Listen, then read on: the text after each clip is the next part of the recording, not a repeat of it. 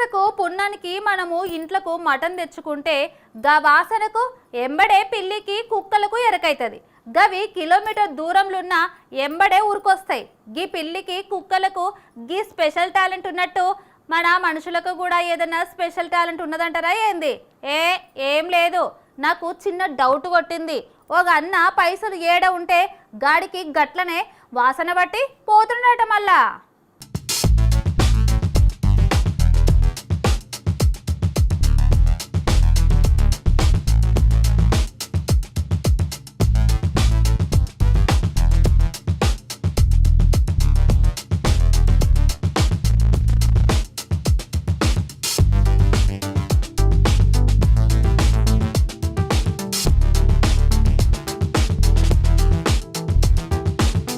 బెల్లం కనిపిస్తే ఈగలు ఎట్లా లైన్ కడతాయో దొంగలు కూడా పైసలకు గట్ల లైన్లు కడుతున్నారు. పల్నాడు జిల్లాల పట్టపగలే ఓ రైతన్న 5 లక్షల రూపాయలు అప్పు తెచ్చుకున్నాడు.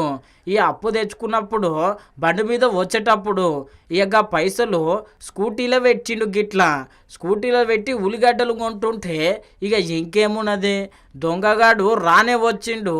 ఆ స్కూటీలోకి వెళ్ళి 5 లక్షల రూపాయలు ఎత్తుకొనే పోయిండు.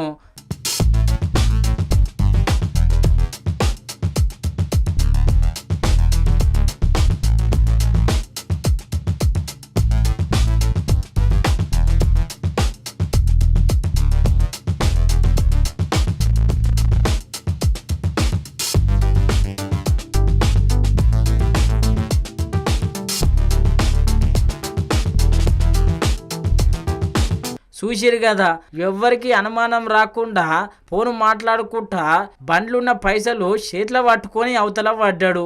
ఇక రైతన్న అయితే మస్తు బాధపడుతుండొచ్చును. అరే అప్పు తెచ్చుకున్న పైసలు 5 లక్షల రూపాయలు పోయినాయి అని చెప్పి. మొత్తం మీద అయితే ఈ వీడియో సోషల్ మీడియాలో మస్తు వైరల్ అవుతున్నది. ఇక ఈ వీడియో చూసిన వాళ్ళందరూ ఈ దొంగ బడివే గాని పట్టుకొని 5 లక్షల రూపాయలు రైతన్నకు ఇప్పిస్తే బాగుండు అని చెప్పి అనుకుంటున్నారు మళ్ళా.